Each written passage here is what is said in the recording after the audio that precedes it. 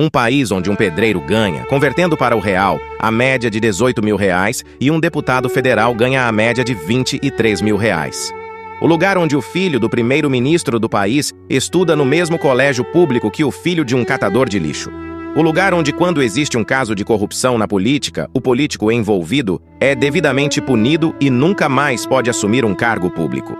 A nação onde a honestidade e a felicidade reinam nas ruas, sendo considerada uma das nações com as pessoas mais felizes do mundo. Um trabalho conjunto entre governo e sociedade que foi construído ao longo dos séculos e que o Brasil tem que se espelhar para, quem sabe, daqui a algumas décadas, chegar ao mesmo nível. São séculos de empenho na luta contra a corrupção. Uma luta vitoriosa que faz da Dinamarca o país menos corrupto do mundo. Esse é o primeiro episódio da série, que vai mostrar fatos referentes a governos de diversos países do mundo.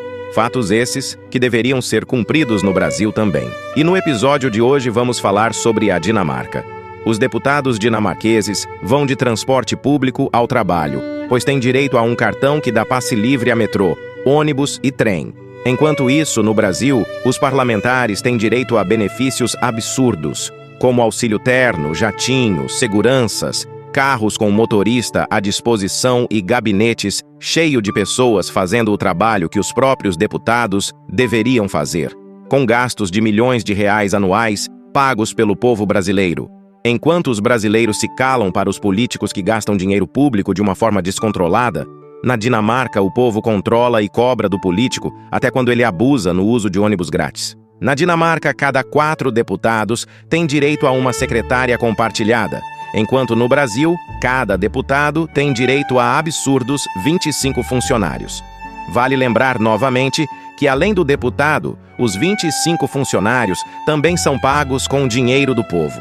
Na raiz do bom desempenho dinamarquês estão iniciativas de meados do século XVII, quando a Dinamarca perdia parte de seu reinado para a Suécia e via que era preciso ter uma administração mais eficiente para coletar impostos e financiar batalhas em curso.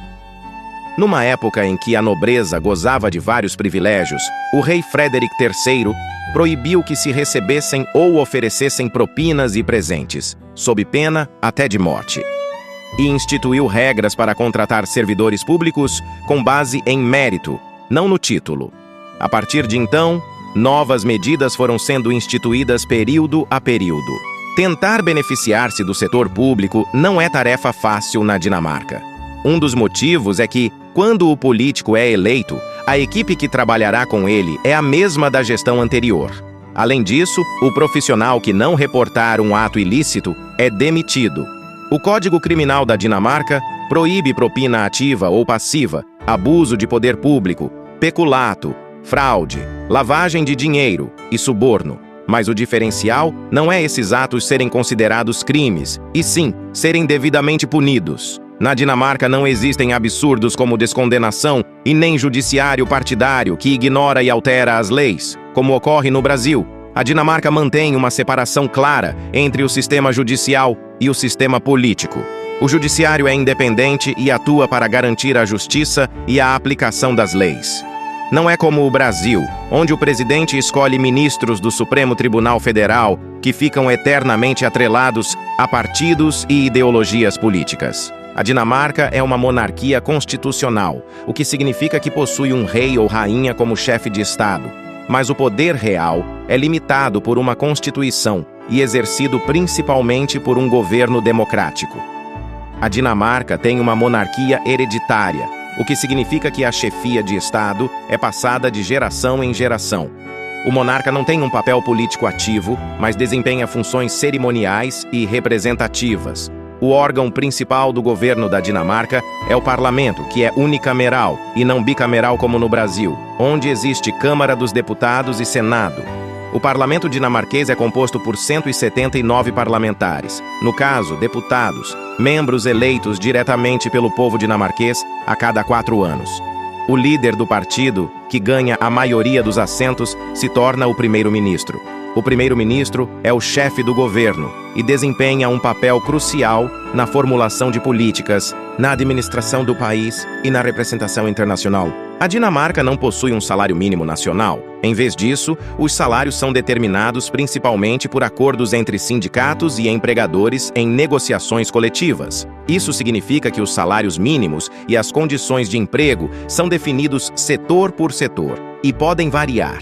Geralmente, os acordos coletivos resultam em salários mais altos do que um salário mínimo nacional em muitos outros países. Como tal, o sistema de negociação coletiva é uma característica importante do mercado de trabalho dinamarquês. Muitos membros da esquerda fazem questão de dizer que a Dinamarca é um dos países onde o socialismo deu certo, mas isso está totalmente errado. A Dinamarca é uma nação extremamente capitalista. A diferença é que os governantes realizam o seu devido trabalho, são honestos, não são idolatrados, são devidamente punidos quando erram e possuem um grau de instrução alto, pois o povo não quer ser representado por pessoas com menos instrução do que elas. Como resultado, o dinheiro público é investido adequadamente, fornecendo qualidade de vida para o povo.